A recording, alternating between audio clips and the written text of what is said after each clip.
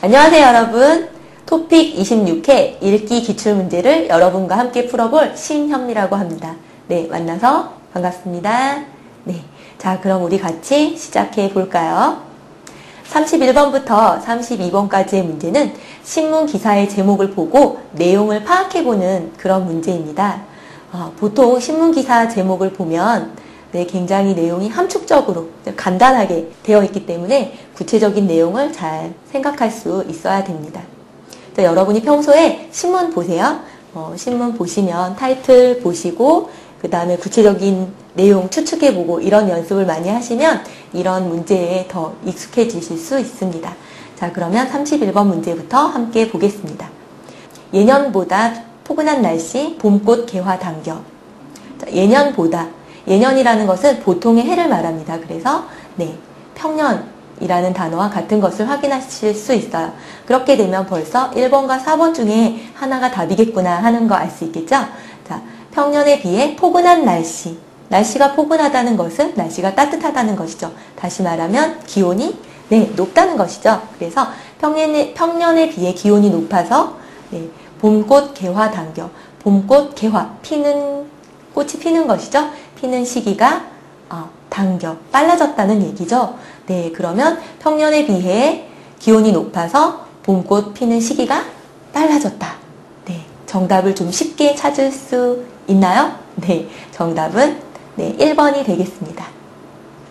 네, 그러면 다음으로 넘어가 보겠습니다. 네, 다음은 32번입니다. 32번은 유가 급등, 물가 관리 빨간불. 네, 유가 급등. 유가가 무엇인가? 네.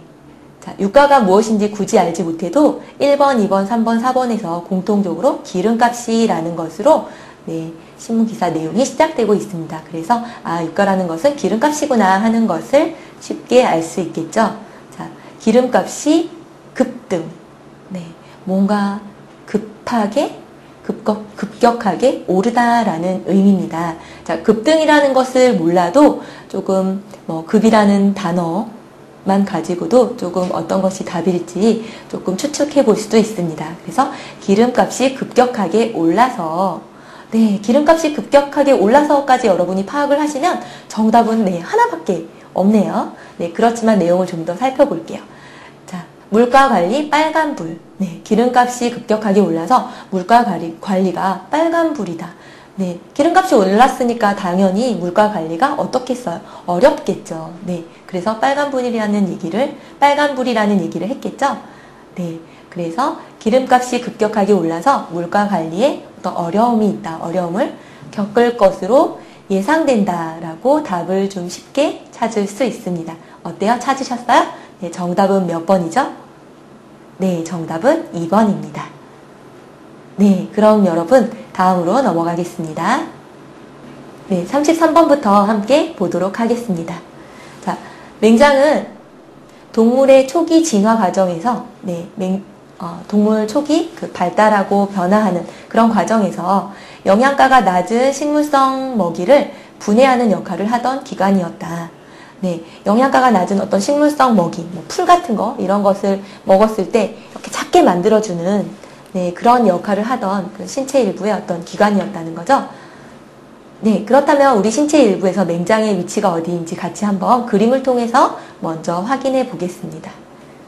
어떠세요? 이 빨간 부분, 이 부분이 맹장입니다.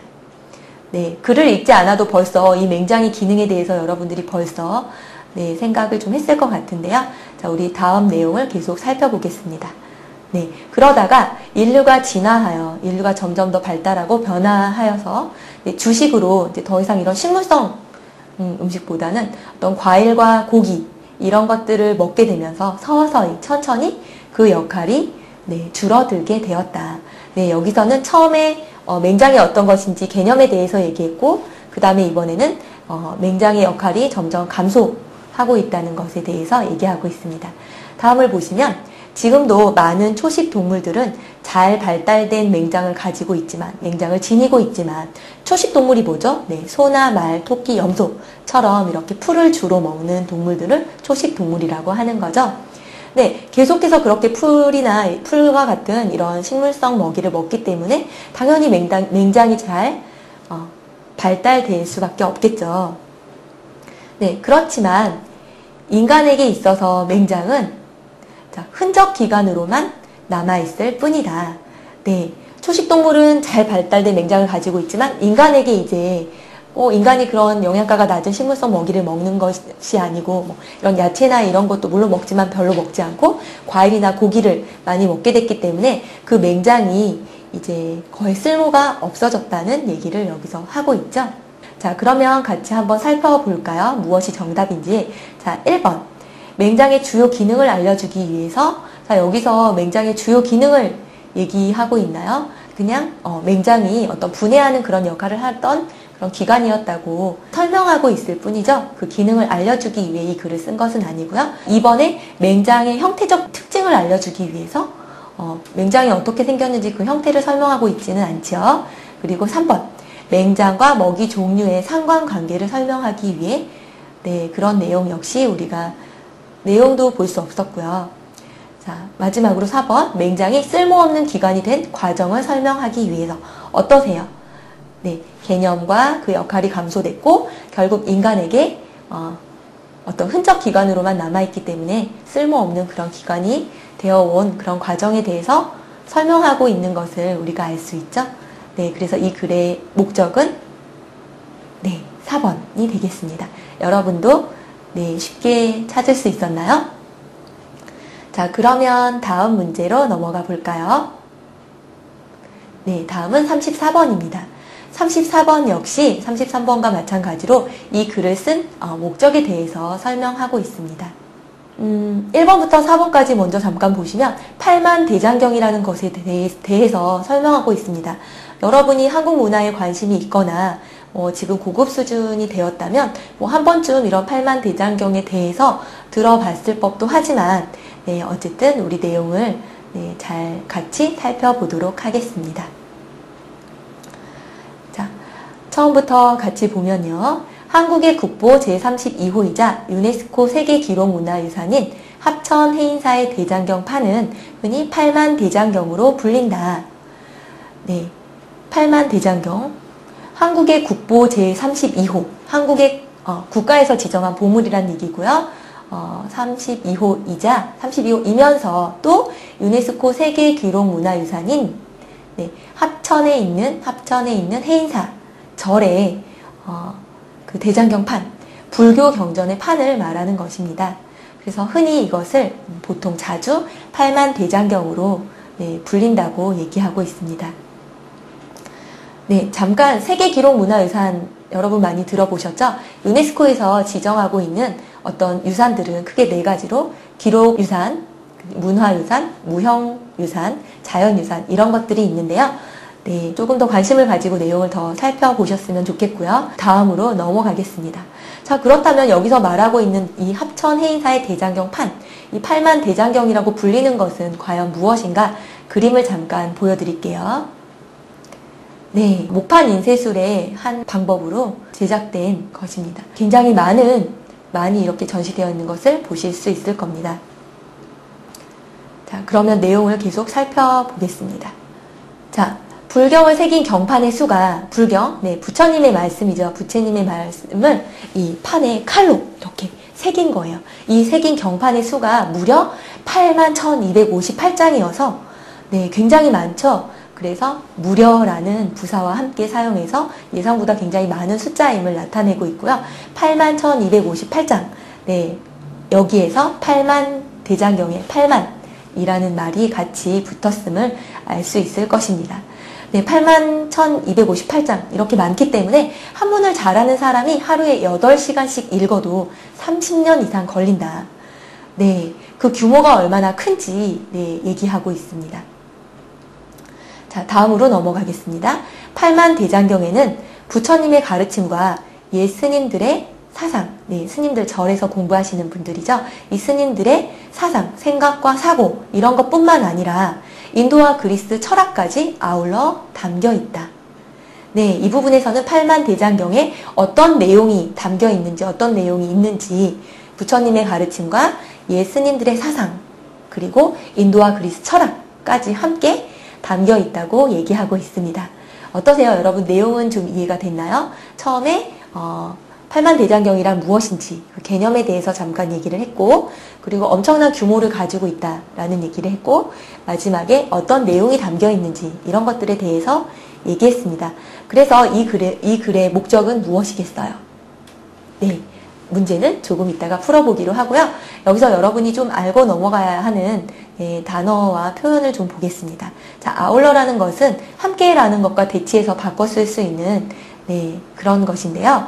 의미는 기본적으로 동시에 함께, 함께라는 의미가 있다는 거 아시면 되고요. 잠깐 예문을 볼게요. 첫 번째 예문은 까만 콩으로 건강을 지키세요. 아울러 다이어트 효과까지 있어요. 그래서 문장이 끝나고 두 문장을 연결하는 데에서 역할도 할 수 있고, 아울러 명사까지 이런 형태로 쓰고 있음을 알 수 있습니다. 두 번째 문장에서 보시면 이번에 새로 채용된 신입사원은 뛰어난 외모에 아울러 뛰어난 외국어 실력까지 갖추었다고 합니다. 네, 뛰어난 외모 그리고 거기에 뛰어난 외국어 실력까지 함께 갖추고 있다는 얘기인데요. 위에서 명사까지 아울러로 쓸 수도 있지만 여기에서처럼 무엇에 아울러 무엇까지, 명사까지 이런 형태로도 쓸 수 있다는 거 여러분 꼭 기억해 두세요. 다음에 담겨 있다는 무엇에 무엇이, 어디에 무엇이 담겨 있다.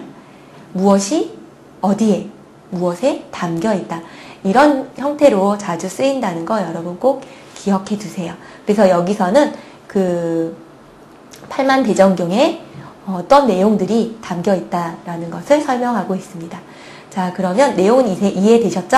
우리 다음으로 넘어가서 문제를 풀겠습니다. 자, 글을 쓴 목적은 앞에서 이미 우리가 얘기했어요. 제작 과정을 설명하기 위해서 썼나요? 네, 아니죠. 어떤 과정을 통해서 제작되었는지 이런 설명을 하기 위해서 쓴 것이 아니라는 거 알 수 있죠. 그리고 역사적으로 어떤 가치가 있는지 밝히기 위해서 아니라는 거 알 수 있을 거예요. 그리고 철학적인 배경을 분석하기 위해서 여기에 철학적인 배경이 있나요? 아니죠. 인도와 그리스 철학까지 그 내용에 담겨 있다는 얘기니까 역시 그 배경을 분석하기 위한 것도 아니라는 거 알 수 있을 겁니다.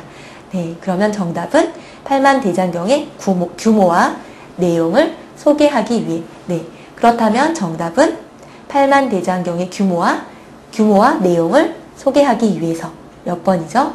네, 4번이 되겠습니다. 네, 다음으로 넘어가 볼까요? 35번부터 36번까지의 문제는 글에서 주제문으로 알맞는 것을 고르는 그런 문제입니다. 자, 내용을 같이 한번 읽어보면서 보도록 하겠습니다. 네, 35번 문제입니다.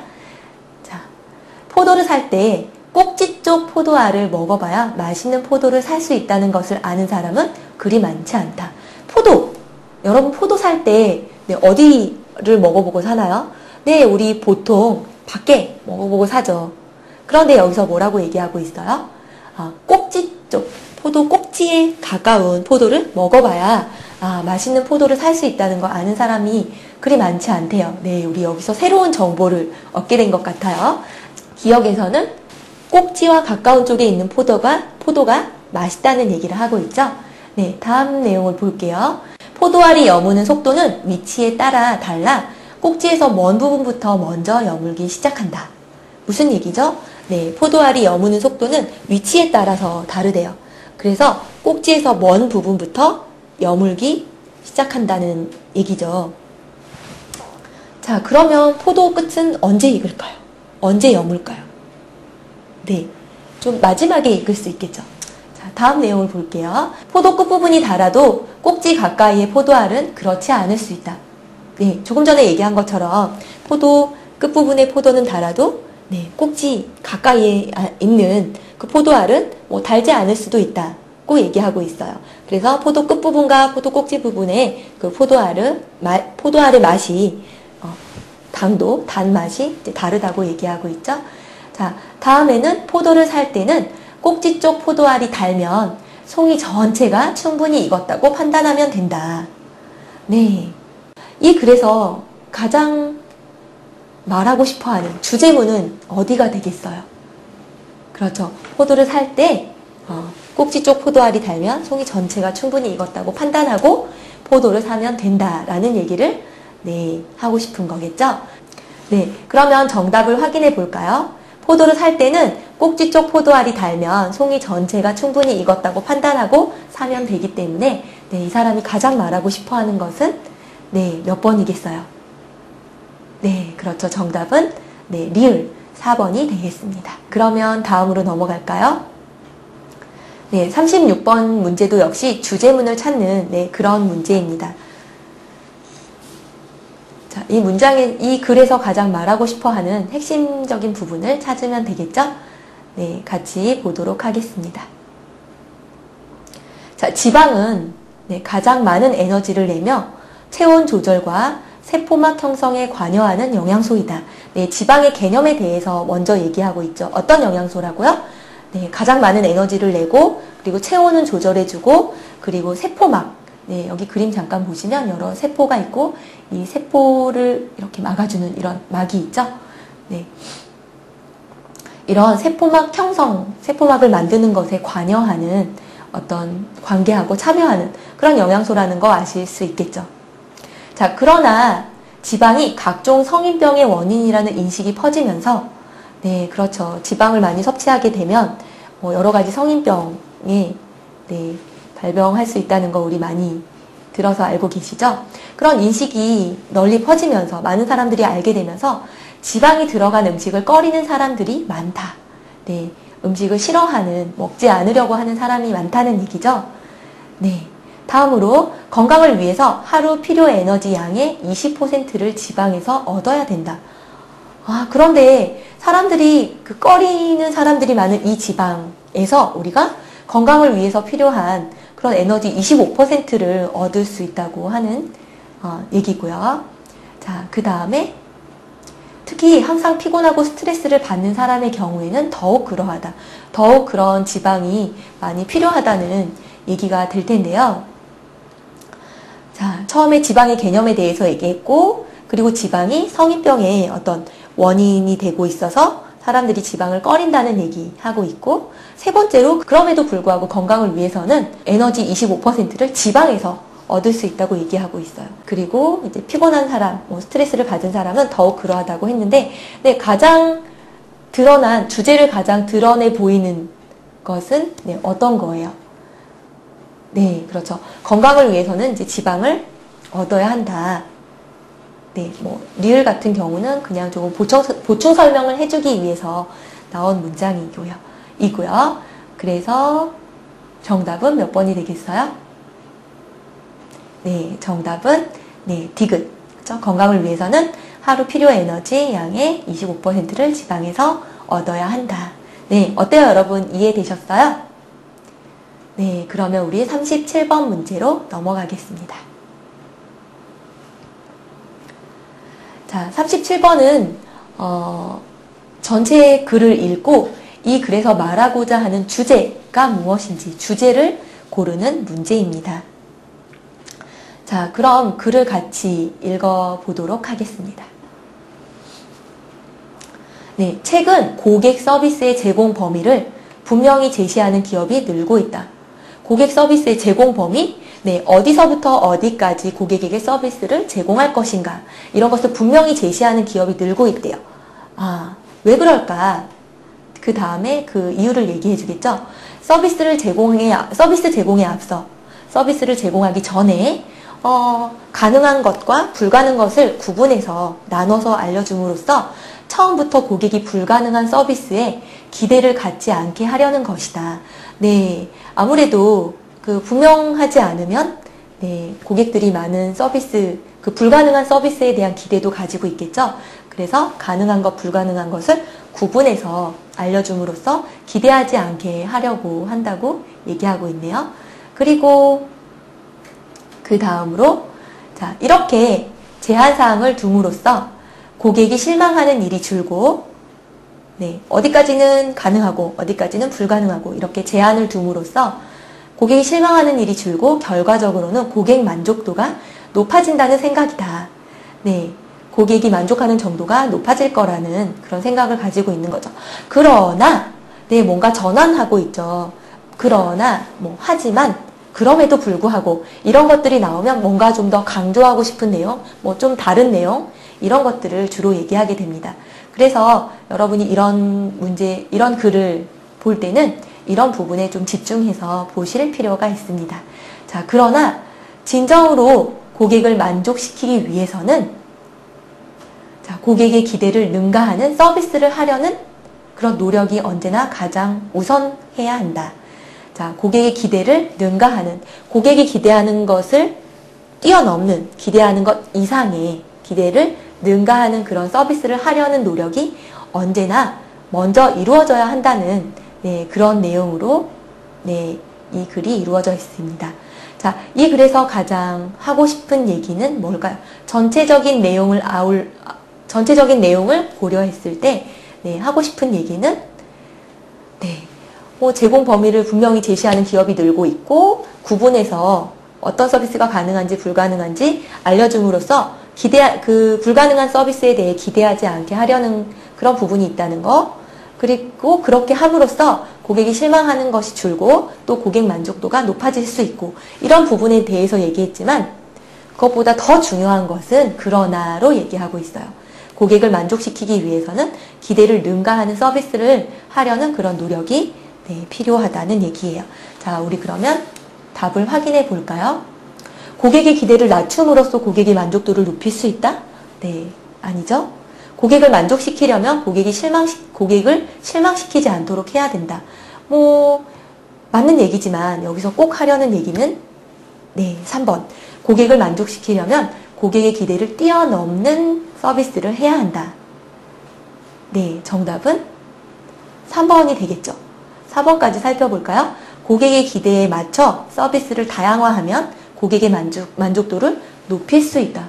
서비스를 다양화하겠다는 이런 내용에 대한 얘기는 없어요. 오히려 제한하겠다는 얘기를 했기 때문에 정답은 3번 확인되셨죠? 네, 그러면 38번으로 넘어가 보겠습니다. 네, 38번도 역시 주제를 찾는 문제입니다. 네, 같이 자세히 살펴보도록 하겠습니다. 자, 보통 어린아이의 기억력은 어른의 기억력보다 떨어진다고 여겨져 재판에서 아이들의 증언이 증거로 채택되지 않는 경우가 많다. 무슨 얘기죠? 네, 아무래도 어린아이의 기억력은 어른의 기억력보다 좀 떨어진다고 생각해서 재판에서 아이들이 어떤 증언을 했을 때, 아이들이 어떤 것을 증명하기 위해서 말을 했을 때 그것을 맞는 것으로 어떤 증거로 채택하지 않는 경우가 많다는 얘기네요. 자, 여기도 역시 그러나 뭔가 다른 내용을 얘기하고 싶은 거죠. 조금 전에 앞에서도 37번에서도 마찬가지였어요. 그러나로 어떤 내용을 더 하고 싶은 내용을 더 강조했었는데요. 자, 여기서도 역시 그러나를 사용함으로써 어떤 하고 싶은 말의 시작이라는 거 우리가 알 수 있겠습니다. 자, 그러나 아이들의 증언이 어른들보다 신빙성 높다는 연구 결과가 나왔다. 네, 아이들이 증언하는 것이 어른들이 증언하는 것보다 신빙성, 믿을 수 있는 정도, 더 많이 믿을 수 있다. 믿을 수 있는 가능성이 더 높다는 그런 연구 결과가 나왔다는 얘기네요. 네, 중요한 내용이 되겠죠? 자, 아이들은 한 번에 많은 내용을 기억하지는 못하지만 기억하는 내용이 정확하다는 것입니다. 네, 그리고 이에 비해 어른들의 경우는 자신들이 알고 있던 어떤 지식이나 경험, 기억 이런 것들과 그 사실이 이렇게 섞이면서 실제와 허구, 그죠? 허구, 사실이 아닌 것을 사실처럼 꾸며서 만든 어떤 것, 실제와 허구를 이렇게 혼동하는 그런 경향, 어떤 그런 흐름, 이런 방향을 보였다고 합니다. 정리가 되셨나요? 자, 처음에는 어린아이의 기억력이 어른의 기억력보다 떨어진다. 여기서 재판에서 증거로 채택되지 않는 경우가 많았으나 사실은 연구 결과를 통해서 어른들의 증언보다 신빙성이 더 높다는 그런 것을 알 수 있었죠. 자, 그래서 이 글에서 가장 말하고 싶어하는 주제가 되는 것을 찾아볼까요? 자, 기억력을 높이려면 잡념을 버리고 집중해야 된다? 네, 기억력에 대한 얘기가 아니에요. 그죠?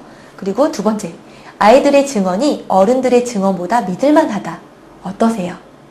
네, 아이들의 증언이 어른들의 증언보다 신빙성이 높다라고 우리가 이미 살펴봤죠? 자, 정답은 네, 2번입니다. 네. 그 다음에 기억의 3번도 살펴볼까요? 기억의 정확성은 아이들보다 어른들이 더 뛰어나다. 이건 틀린 내용이 되겠죠?